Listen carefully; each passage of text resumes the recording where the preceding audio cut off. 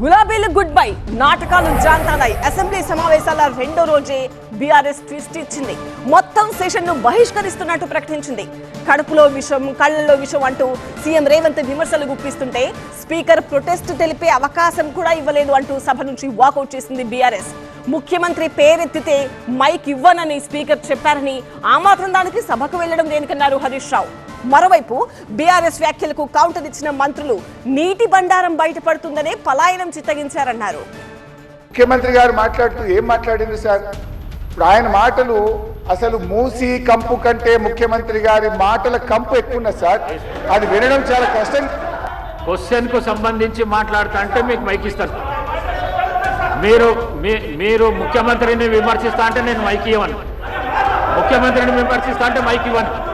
Please మీరు కూర్చోండి. ఇలా స్పీకర్ చేసిన ప్రకటన తర్వాత బీఆర్ఎస్ సభ నుంచి వాకౌట్ చేసింది. అసెంబ్లీ సమావేశాలను బహిష్కరించింది.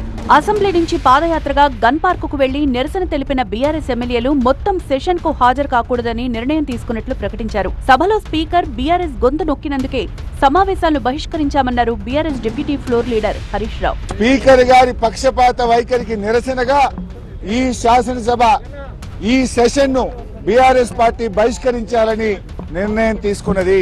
శాసనసభ నడుస్తున్నటువంటి తీరు, స్పీకర్ గారి వ్యవహార శైలి ఇలా చాలా దారుణంగా ప్రజాస్వామ్య విలువలు పడిపోయే విధంగా ఉన్నాయి. మరి ప్రధాన ప్రతిపక్షానికి మైక్ ఇయ్యారా?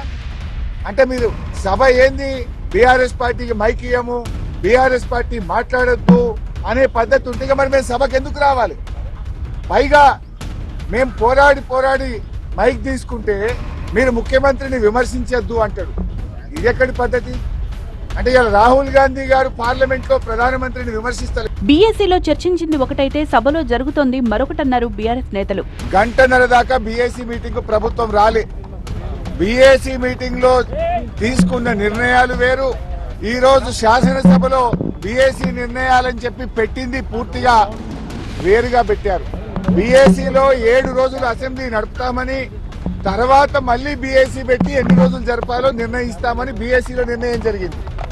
కానీ ఇలా బీఏసీ ఎజెండా ఏం చెప్పిండ్రు, సభలో ఏం పెట్టారు, ఎన్ని రోజులు జరపాలన్నది స్పీకర్ గారి నిర్ణయానికి వదిలేసినాము అని. అంటే బీఏసీలో తీసుకున్న నిర్ణయాలను కూడా తప్పుదో పట్టిస్తూ సభను తప్పుదో పట్టించారు.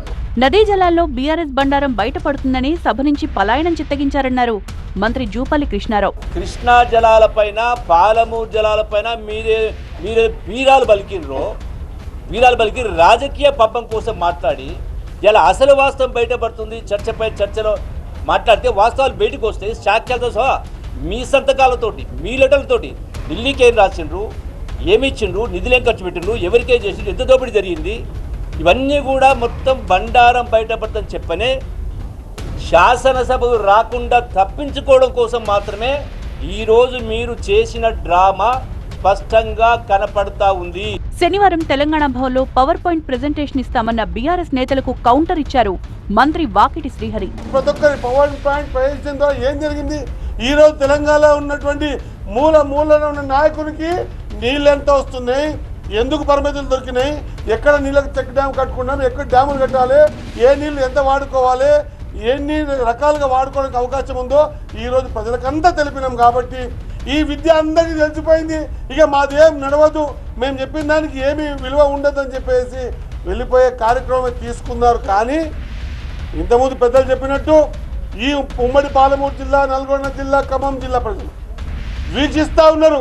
గతంలో మీరు బయటకు పోయిన తర్వాత మీరు ప్రజెంటేషన్ మీ తెలంగాణ భవన్లో పెట్టుకోవడంలో లాభం ఏం లేదు, దాంట్లో ఏ బయటికి రాదు. బీఆర్ఎస్ కు బీజేపీ భయం పట్టుకుందన్నారు మంత్రి శ్రీధర్ బాబు. 15 రోజులు సభ పెట్టాలి అన్న బీఆర్ఎస్ ఒక్క రోజుకే వెళ్లిపోయారన్నారు. ఈ నెల 8 వరకు అసెంబ్లీ నడుపుతామన్నారు మంత్రి శ్రీధర్ బాబు. నదీ జలాల అంశంపై ఎక్కడ చర్చలో పాల్గొనాల్సి వస్తుందో అని బీఆర్ఎస్ నేతలంతా సభ నుంచి పారిపోయారన్నారు ప్రభుత్వ విప్ ఆది శ్రీనివాస్. రావడం, సంతకం పెట్టడం, కూర్చోవడం, వెళ్ళిపోవడం, ఆ తర్వాత వారు ఫామ్ హౌస్కి వెళ్ళిపోయినట్టుగా కూడా చూసినాం. ఈ లోపల 2 రోజులుగా బీఆర్ఎస్ పార్టీకి డిప్యూటీ ఫ్లోర్ లీడర్లకు కూడా 2-3 ఎంపిక చేసినట్టుగా వీళ్ళు వెళ్ళి వాళ్ళ సభా నాయకుడిని పుష్పగుచ్చలించి కూడా మాట్లాడారు. ఫ్లోర్ లీడరు, ప్రతిపక్ష నాయకుడు అసెంబ్లీ రాకుండా వెళ్ళిపోయినరు. ఈ చర్చలో ఎక్కడ పాల్గొనవలసి వస్తుంది చెప్పని ఫ్లోర్ లీడర్ బీఆర్ఎస్ పార్టీ మొత్తం ఈరోజు అసెంబ్లీ నుంచి పారిపోయినట్టుగానే తెలంగాణ సమాజం భావిస్తుంది. ఎక్కడ మిమ్మల్ని అగౌరవపరిచింది సభ అంటున్నాం. నదీ జలాలపై శనివారం పవర్ పాయింట్ ప్రెజెంటేషన్ ఇవ్వనుంది ప్రభుత్వం. బీఆర్ఎస్ సభను బహిష్కరించడంతో కాంగ్రెస్, బీజేపీ, ఎంఐఎం, సిపిఐ సభ్యులు సభకు హాజరు కానున్నారు.